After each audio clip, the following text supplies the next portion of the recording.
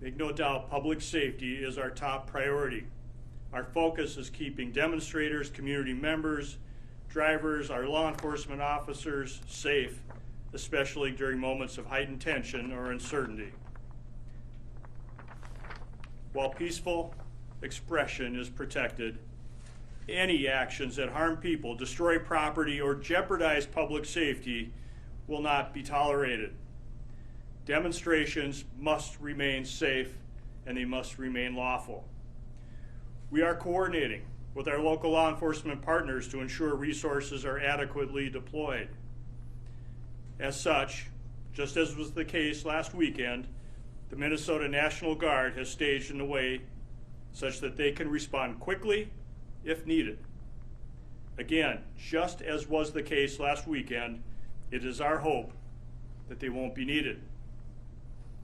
We are optimistic that that will be the case. But again, any acts of violence, damage to property, threats to safety will be met with lawful enforcement actions, including arrests, as we have already done in coordination with our partner agencies. For those planning to attend those demonstrations this weekend, we encourage you, please stay informed, follow directions from law enforcement, please avoid confrontations, and help keep the focus on peaceful expression. And we remain committed to listening to our community concerns and continuing dialogue around trust, safety, and accountability. With that, I will turn it over to National Guard Major General Mankey. Hey, thanks, Commissioner. Hey, good afternoon. I'm Major General Mankey. I'm the Adjutant General of the Minnesota National Guard. I have the distinct pleasure of commanding and serving alongside nearly 13,000 soldiers and airmen of your Minnesota National Guard, who come from more than 800 communities in the state of Minnesota. I hope you know some of us. They are your neighbors, your coworkers, your teachers, your construction workers, your first responders. Many of us are students, but most importantly, we are Minnesotans.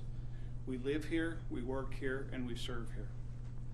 Today, under the direction of the governor, we are mobilizing elements of our National Guard to support local law enforcement and emergency management agencies to protect life and property, ensure the safety of Minnesota.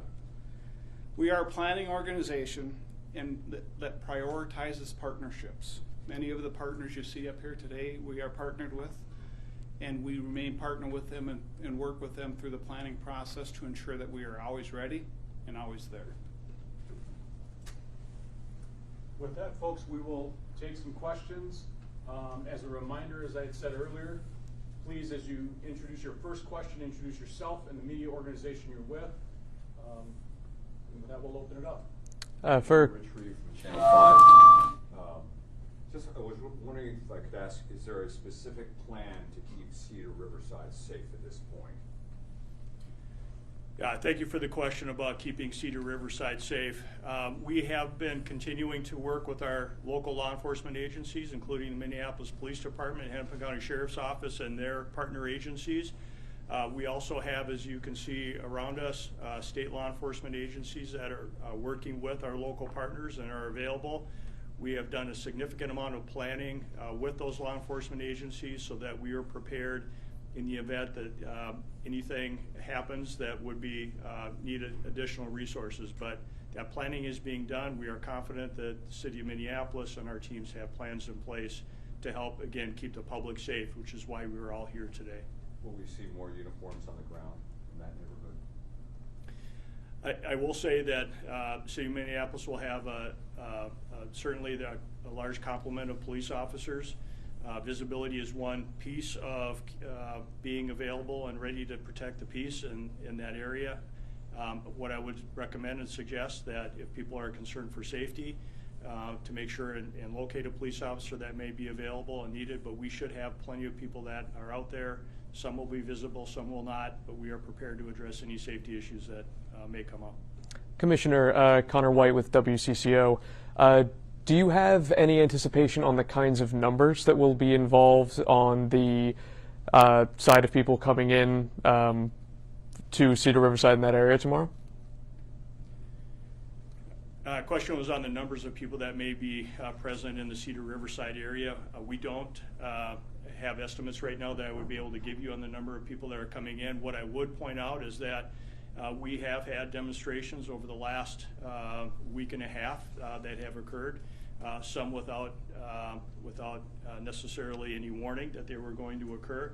So what we have in place is our contingencies for no matter what the size of that crowd that may be available or may be present in the Cedar Riverside area.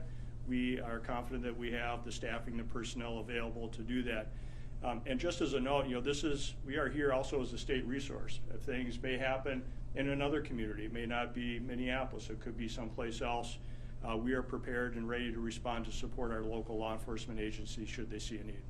This does seem to be the first time that there are two different planned protests where they would be at odds with one another, and there's the possibility of clashes between civilians as opposed to what we have seen between civilians and various forms of law enforcement.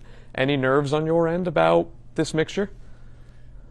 I'll bring it back to, again, our primary concern is the safety of everyone that will be present that day. What I would, again, call on those who may decide to attend any demonstrations or gatherings in the city of Minneapolis or anywhere, please remain calm, be peaceful, exercise your right to voice your opinions, but avoid confrontations, violence, or any property damage. We know that there may be several people that are there, but I'm counting on Minnesotans. I'm counting on those who are going to be in attendance at those locations to keep the peace, to show others that Minnesota is a safe place where people can demonstrate, can share their opinions and their voices without having any violence. You got any message for the folks who live in that neighborhood, people who might not be involved with these two events? What I will say is that as a father and a grandfather, I have 5 children, all married. I have 11 grandchildren. One of my sons lives in the city of Minneapolis along with his wife. Whether it be in the city of Minneapolis, whether it be anywhere else across the state of Minnesota, our pledge is to make sure that we are doing everything we possibly can to work with your local law enforcement agencies, public safety agencies, to keep everyone safe. That is our mandate, that is our mission at the Department of Public Safety and along with our other agencies that are here today.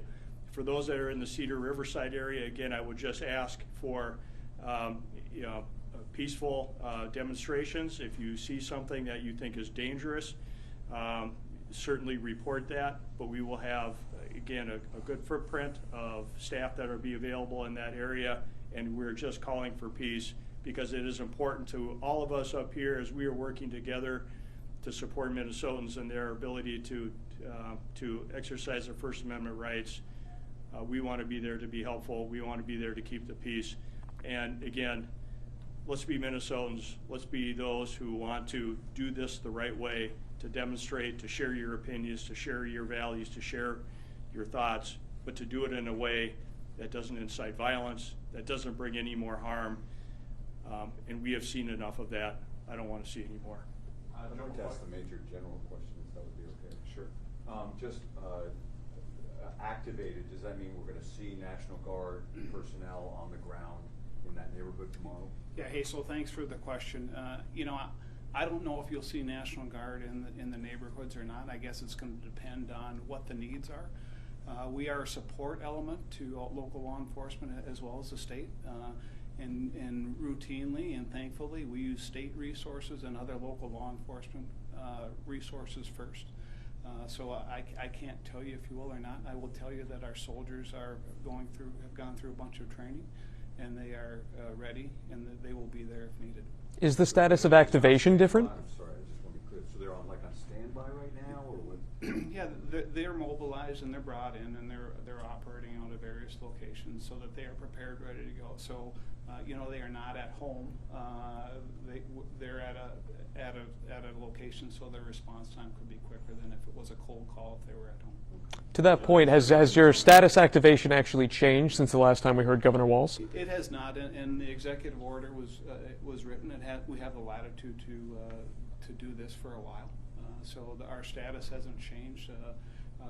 Like I said, we have soldiers on now. we can bring soldiers to a higher state of readiness, a higher threshold of response to reduce the risk if needed, and then we can send soldiers home and reduce that rate of response if needed, all in conjunction with the Commissioner of Public Safety and our local law enforcement agencies. You guys will take one more. Joe McCoy from Carolina here. Do you have any comment on President Trump potentially invoking the Insurrection Act, and just your thoughts on that? Yeah. I don't really have a comment on that. Obviously, we're monitoring the situation.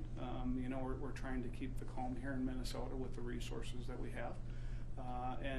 You know, we serve in two functions. We serve in a Title 32 capacity where the governor is the commander-in-chief, and that's what we're doing here today. And we also serve in a capacity in a Title 10 where the president is the commander-in-chief. And we routinely serve in both of those capacities all the time. As a matter of fact, we have hundreds of service members deployed right now, not in Minnesota in a Title 10 capacity. And if we're ordered to do something and it's a lawful order, we will do those to the best of our ability. I'd like to ask the Commissioner one last quick question. I'm sorry, this is about earlier in the week. On Wednesday, we saw the BCA at the scene of that shooting situation. I'm wondering if you're aware if BCA is going to be able to take part in that investigation, unlike the earlier one from the week before. So this is a question regarding the shooting from Wednesday. Our Force Investigation Unit from the Minnesota Bureau of Criminal Apprehension is doing that investigation, and as their usual protocol, they'll be getting out some information in the next few days on that incident. I don't have anything else to share, but as Minnesotans know, the BCA has a Force Investigation Unit where their primary work is to investigate officer-involved shootings. They are very good at what they do. They are very professional. They have a process and a protocol that they will follow, and they were following that process and protocol in this incident. Is there any video of that shooting that the public hasn't seen? Thank you, guys. Yeah, thank you. Any footage?